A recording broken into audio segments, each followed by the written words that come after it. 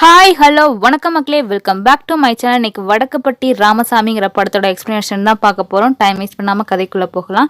படத்தோட ஸ்டார்டிங் சீன்லேயே ஒரு கிராமத்தை காட்டுறாங்க. இந்த படம் வந்து ஒரு 70s நடக்கிற மாதிரியான ஒரு கதை தான். ஊரை சுற்றி தண்ணி ஓடுறதுனால இந்த ஊருக்குன்னு போகிறதுக்கு இந்த ஒரு பாலம் தாங்க, இந்த பாலத்து வழியாக தான் இந்த ஊருக்கு போக முடியும். இப்படி இந்த ஊர் நல்லா தாங்க செழிப்பாக இருக்குது. திடீர்னு பார்த்தா ஊருக்குள்ளே வெள்ளம் வந்துடுது. அதில் நிறையா வீடுங்க அடிச்சுட்டு போயிடுது.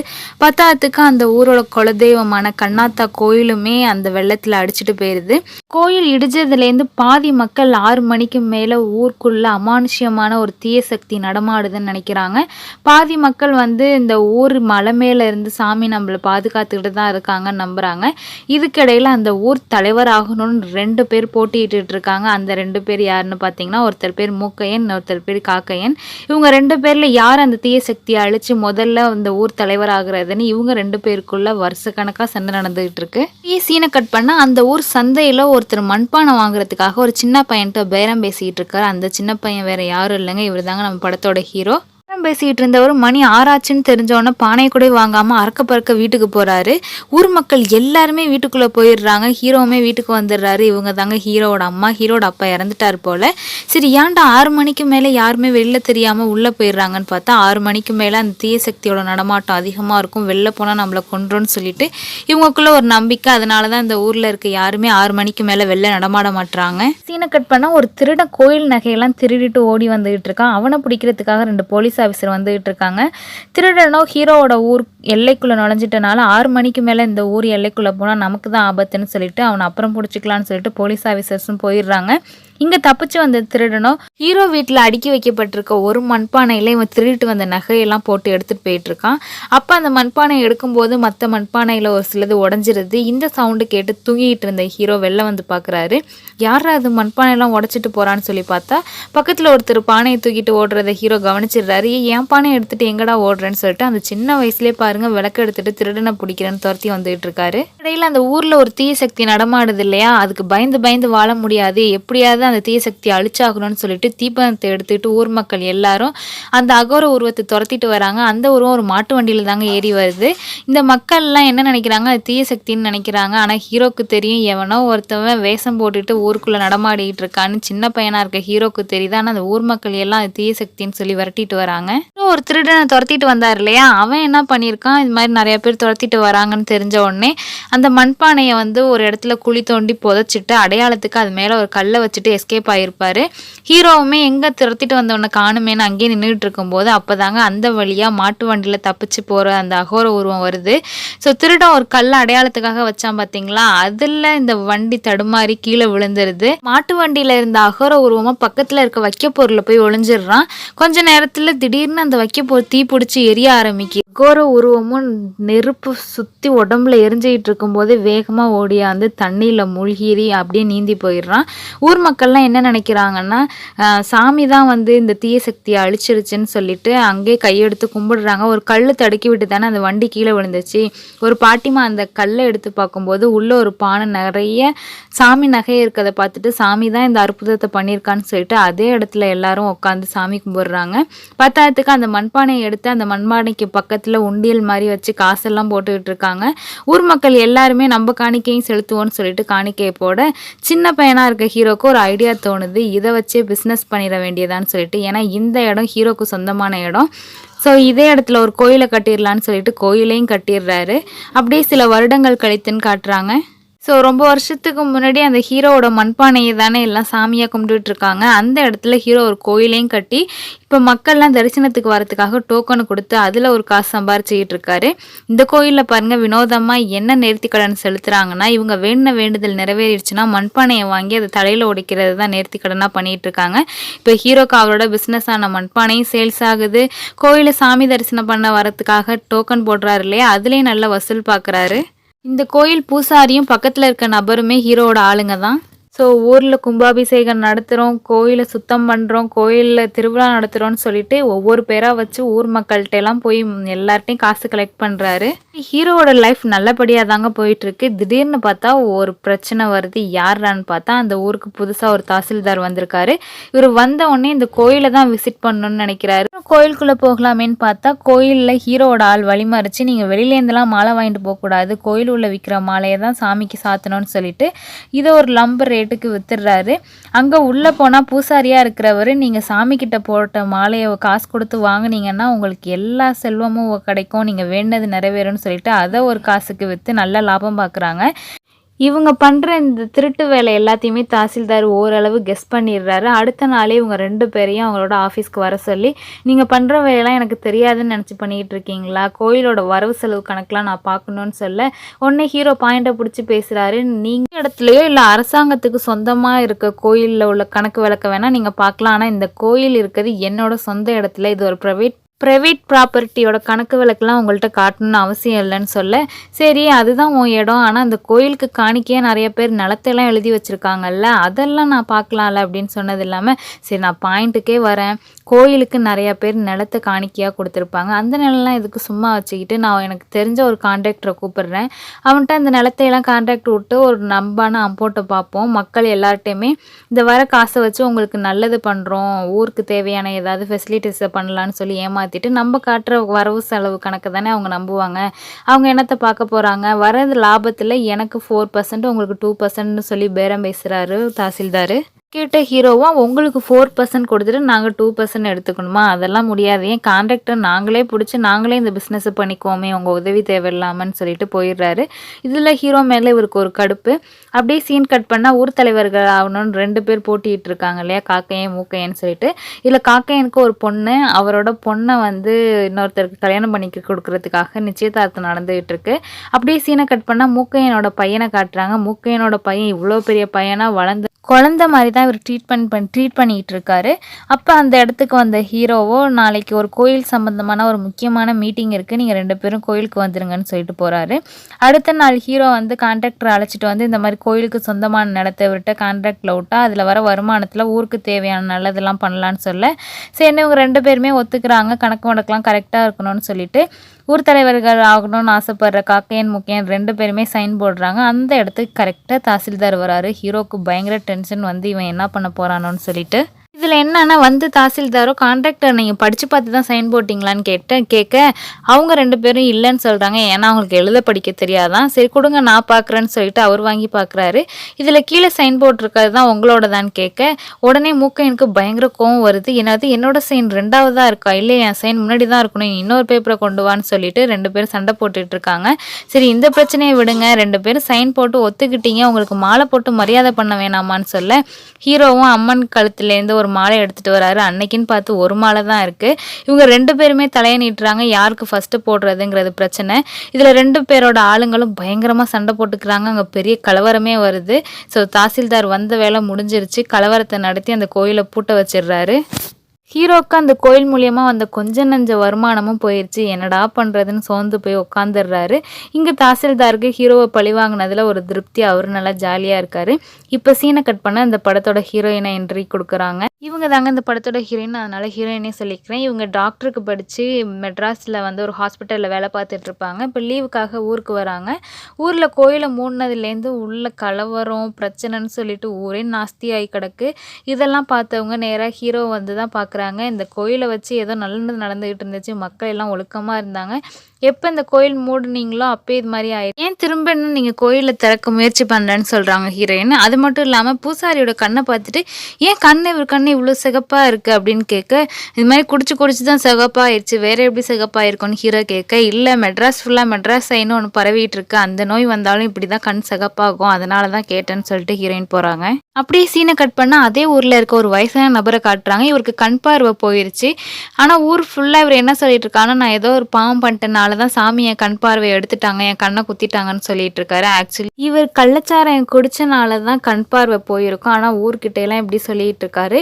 இவர் இது மாதிரி பேசிகிட்டு இருக்கிறத காதில் வாங்கின ஹீரோக்கு ஒரு ஐடியா வருது. ஏன்னா காலையில் தானே ஹீரோயின் மெட்ராஸ் ஃபுல்லாக மெட்ராஸ் சைன்னு ஒரு நோய் பரவிட்டு இருக்குன்னு சொன்னாங்க. அதை வச்சு இவர் ஏதோ ஒரு ஸ்கெட்ச் போட்டார். ஹீரோயின் லீவெல்லாம் முடிஞ்சு ஊருக்கு கிளம்புறதுக்காக பஸ் ஸ்டாண்டில் வந்து நின்றுட்டு இருக்காங்க. அப்போ ஹீரோயின் ஏறின பஸ்லேயே ஏறின ஹீரோயினுக்கு பக்கத்துலேயே உட்காந்துட்டு, ஆமாம் மெட்ராஸில் ஏதோ புதுசாக ஒரு நோய் வந்திருக்குன்னு சொன்னீங்க, அதை பற்றி சொல்லுன்னு கேட்க, இந்த மாதிரி அந்த நோய் வந்து யாரையாவது அந்த நோய் பாதிக்கப்பட்டவங்கள நம்ம பார்த்தாலே நமக்கு அந்த நோய் பரவிடும். அது ஒன்றும் பிரச்சனை இல்லை, ஒரு இன்ஜெக்ஷன் போட்டால் 1 வாரம் 2 வாரத்தில் போயிடும் அப்படின்னு சொல்கிறாங்க. இப்போ ஹீரோ அவரோட ஆளுங்களோட ஒரு ஐடியா பண்ணுறாரு. அந்த கண்ணோயை அங்கேருந்து இழுத்துட்டு வந்து இந்த ஊர் ஃபுல்லாக பரவி விட்டு ஊர் மக்களுக்கு எல்லாருக்குமே ஆத்தா தண்டனை கொடுத்துட்டா, கண்ணை குத்திட்டான்னு சொல்லிட்டு இந்த கோயிலை திறக்கிறதுக்கு ஏதாவது ஒரு ஏற்பாடை பண்ணுவோன்னு சொல்லிட்டு இப்போ மொத்த டீமோட சென்னைக்கு வந்துட்டாரு. இங்கே வந்து பார்த்தா அங்கே ஒரு பெரிய ட்விஸ்ட்டு. மெட்ராஸ் ஐயால பாதிக்கப்பட்ட எல்லாருக்குமே ட்ரீட்மெண்ட் கொடுத்து சரி பண்ணி இப்போ அந்த வார்டே ஃப்ரீயாக இருக்குது, யாருமே அட்மிஷனில் இல்லை. எப்படிடா இந்த நோயை கொண்டுட்டு போகிறதுன்னு யோசிச்சுட்டு இருக்கும்போது ஒரு கர்னல் அங்கே வராரு. அவர் ஹீரோயினை தான் பார்க்க வந்திருக்காரு. ஹீரோயின் ஒரு கண்டக்டர் தான். இந்த மாதிரி மெட்ராஸ் எனக்கு வந்திருக்குன்னு சொல்ல, ஹீரோயினோ லாஸ்ட் பேஷண்ட் நீங்கள் தான் சார், உங்களுக்கு சரியான இதுக்கப்புறம் யாருக்குமே பரவாது அப்படின்னு சொல்லி ட்ரீட்மெண்ட் பார்த்துக்கிட்டு இருக்காங்க. ஸோ இவர் தான் லாஸ்ட் பேஷண்ட்னு தெரிஞ்சிருச்சு. இவரை வீட்டை ஃபாலோ பண்ணியாவது இந்த கண்ணோயை தொத்திட்டு வந்துடணும்னு சொல்லிட்டு ஹீரோ அவரோட டீமோட அந்த கர்னல் வீட்டை ஃபாலோ பண்ணிட்டு போகிறாரு. அதே மாதிரி கர்னலை கட்டி போட்டு பூசாரி மூலமாக அவரோட கண்ணை வச்சு ஒத்தி அவருக்கு அந்த நோயை பரப்பிட்டு மொத்தமாக இப்போ ஊருக்கு வந்துடுறாங்க.